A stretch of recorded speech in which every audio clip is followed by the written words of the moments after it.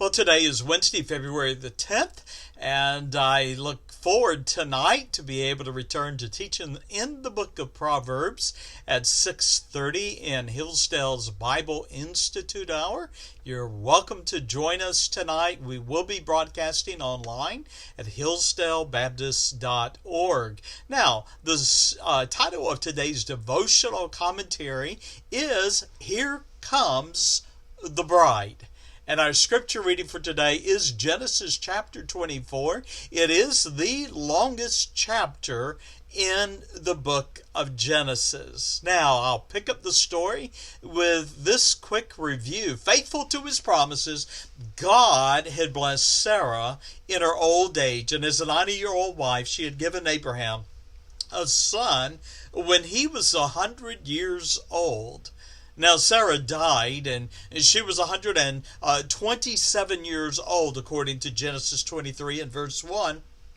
And that meant that Isaac, her son, would have been 37 years old at the time of his mother's death. Now, Genesis 24, verses 1 through 9, brings upon us an urgency that Abraham felt to find a suitable wife for his son, Isaac. We read in Genesis 24 and verse 1, Abraham was old and well stricken in age, and the Lord had blessed Abraham in all things. You see, 3 years had passed since Sarah died, and Abraham, feeling the urgency of his own old age, was moved to prepare his son to become not only the master of the house, but also the heir of God's covenant with Abraham's lineage.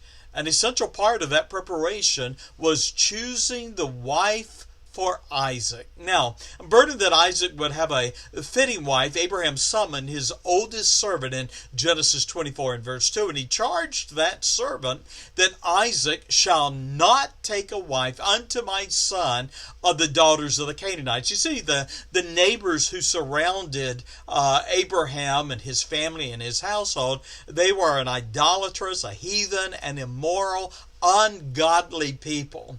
And Abraham was determined that his son would not marry a woman of that culture.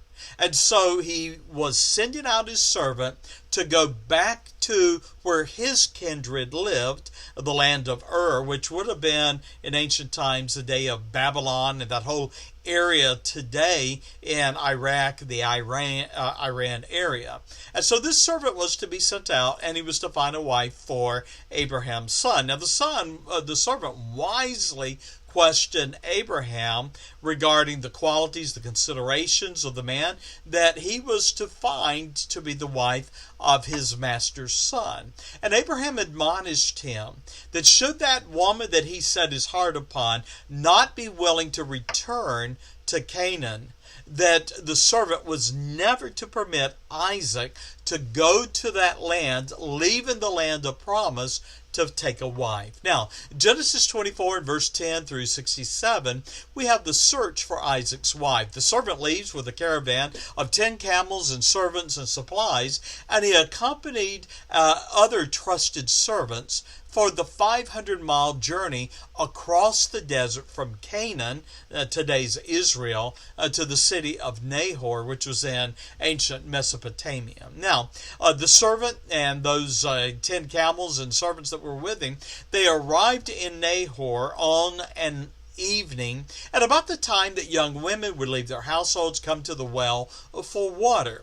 And so there he compelled the camels to kneel, and then he offered up a prayer to the Lord that he would be guided to that woman whom God had chosen. Now, we read in Genesis 24 and verse 14, about the time he had finished speaking, Rebekah came out, and she happened to be providentially of the home of Bethuel, the son of Milcah, the wife of Nahor, Abraham's brother. Now she comes to the well with a pitcher on her shoulder to take water for her household. Well, there, as he approaches, the servant approaches Rebekah, he makes a request that she would give water to him And then she volunteered to also give water to his camels. It's a beautiful moment. As he looks at Rebekah, he sees a woman that is described as very fair to look upon, a virgin. She had never known a man, and she went down to the well, filled her water, and she came up. Now, in that day, the well would have been dug down deep into the earth, and there would have been steps that would have led down to the water on the lower level. When she came back up, the servant met her. And we read this regarding her. She was beautiful. She was chaste. She was a virgin.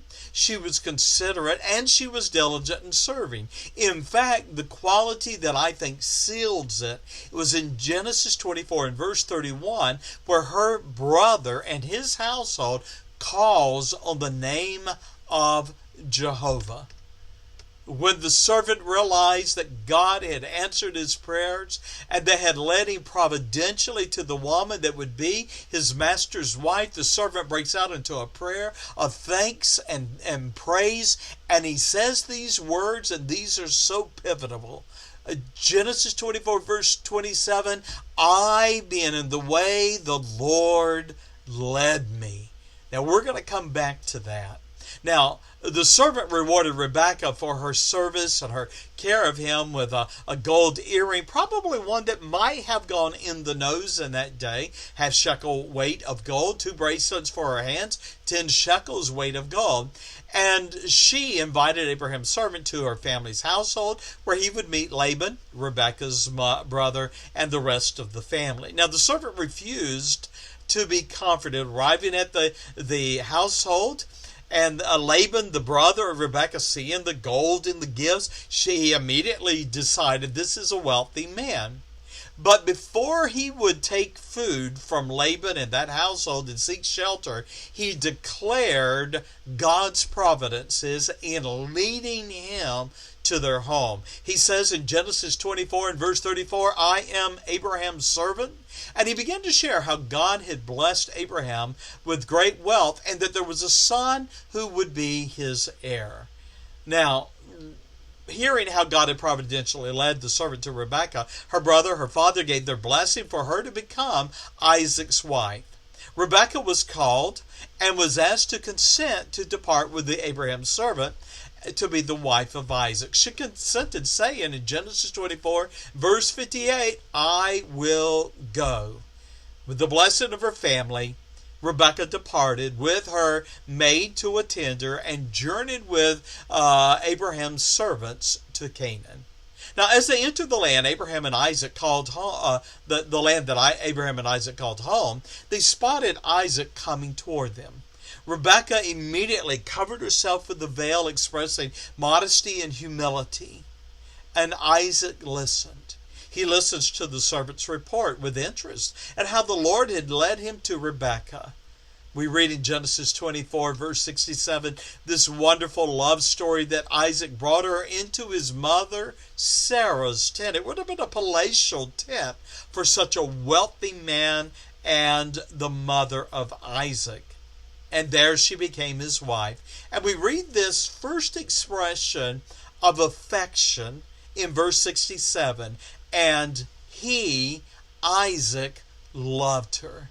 Now, their marriage was not always a picture of peace and happiness. The union of Isaac and Rebekah, however, has served as an enduring testimony of God's personal interest in our lives and in his providential leading in our lives, in our marriages, and in our families. Genesis 24, verse 27. I want to express, oh, that you and I might choose to walk in righteousness and be able to say with Abraham's servant, I being in the way, the Lord led me. I close with a challenge. Do right, and you will not only do the will of the Lord, you will be confident in it. The Lord bless you. Have a great day. For those that live in Tampa Bay, or you can join us online, I invite you to the class in Proverbs tonight, chapter 8, which will be broadcast beginning at 6:30. The Lord bless you. Bye-bye.